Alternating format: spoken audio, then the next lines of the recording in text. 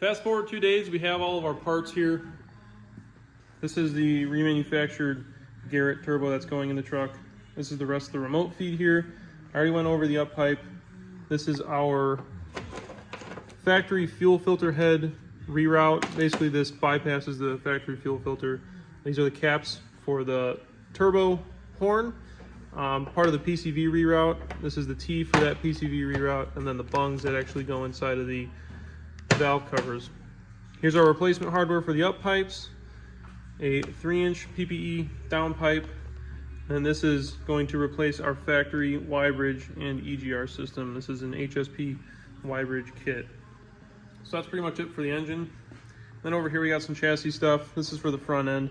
We noticed that the pitman and idler arm are worn out, the inner tie rods are worn out, and then one of the upper ball joints is worn out.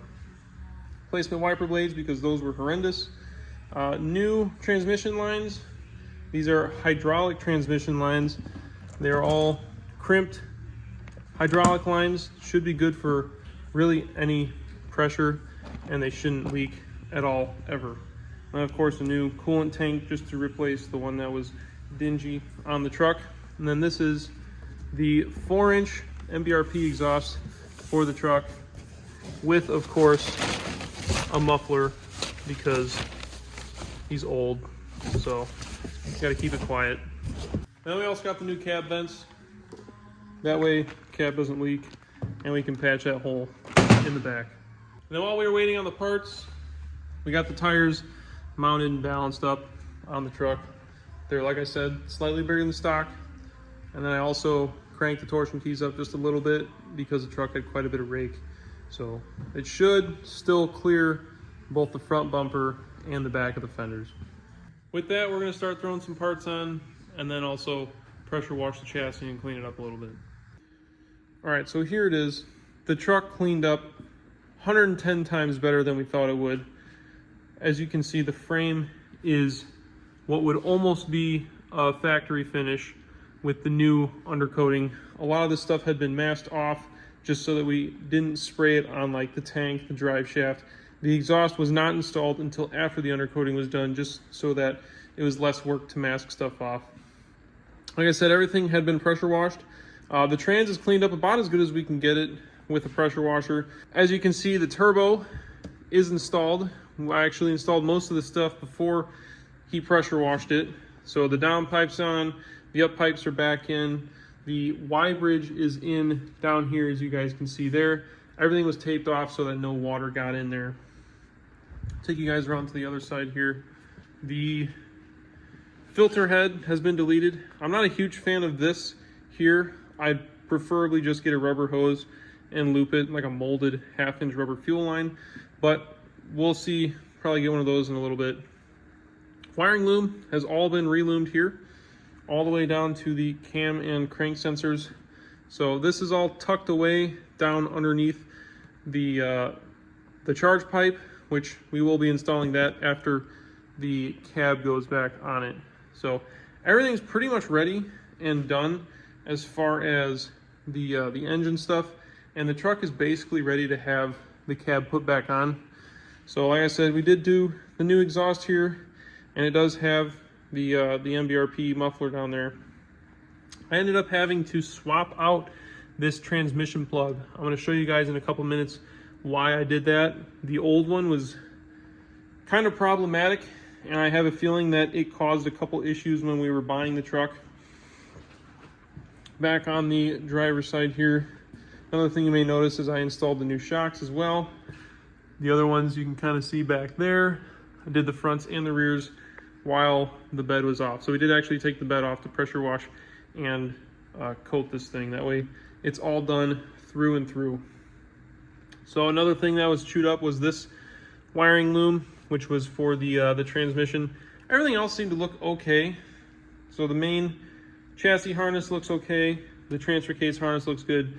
This one seemed to be a little chewed up, so ended up relooming all of that. And then I also reloomed the accessory harness as well, which goes to like your AC, your alternator, the coolant overflow, all of that stuff. And while this was all apart, we also threw a couple new pulleys, new idler pulleys, and then new tensioner pulley on as well.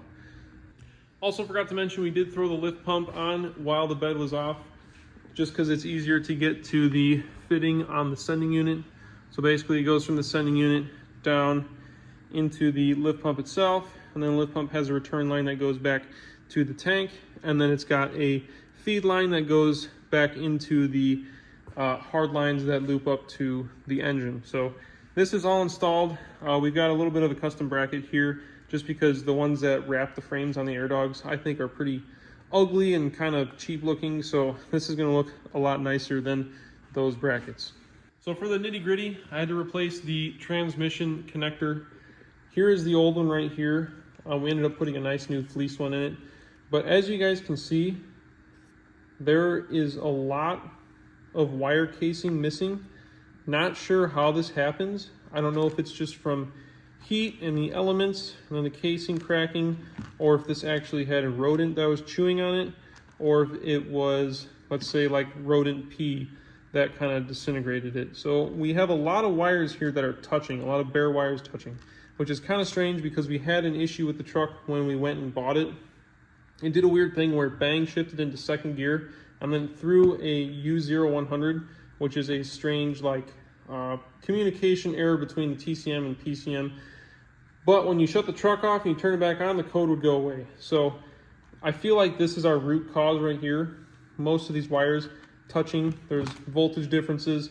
So hopefully with swapping this out, it should not bring that code back at all. We also swapped out all the transmission lines and transmission cooler fittings that go to the truck. So you can see here on the trans cooler, both of those are swapped. And then also on the radiator too, we have this one ran already. The other ones will have to wait until the cab is dropped back onto the frame. So we got everything installed, tightened up here. Then it's also installed into the transmission itself. So these are still loose so that we can swivel them, move them however we need. But with that being said, it's probably about time that we start dropping this thing back down.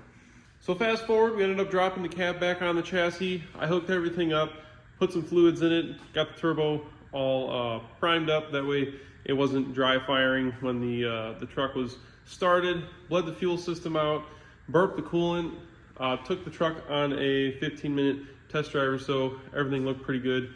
And then now we have it up on the lift as a complete truck, addressing a couple more issues, changing some fluids out, and then changing some of the front end parts up here.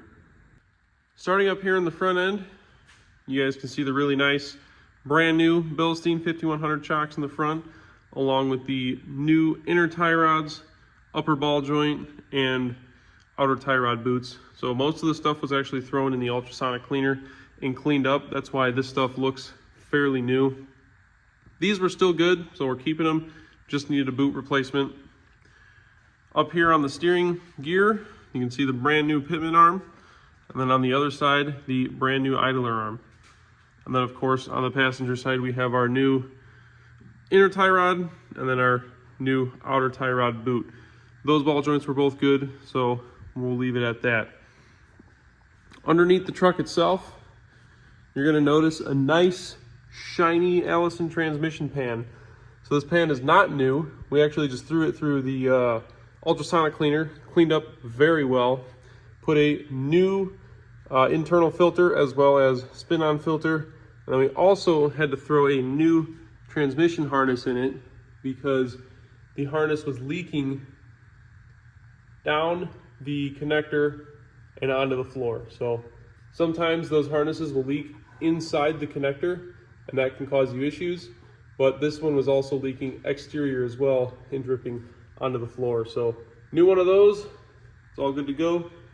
Truck is pretty much ready. I think we got to change out the diff fluid and then figure out why these FAST or AirDog fittings keep leaking. So I've replaced this fitting up here, this push connect fitting, and the O-ring inside this black plastic fitting as well. And it's still, as you can see, leaking off the hose and onto the floor. So got to figure that out so it doesn't start sucking air and giving us no start problems. And you already know I'm getting dogged on over here because my dad is using the best of the best fluids in his truck.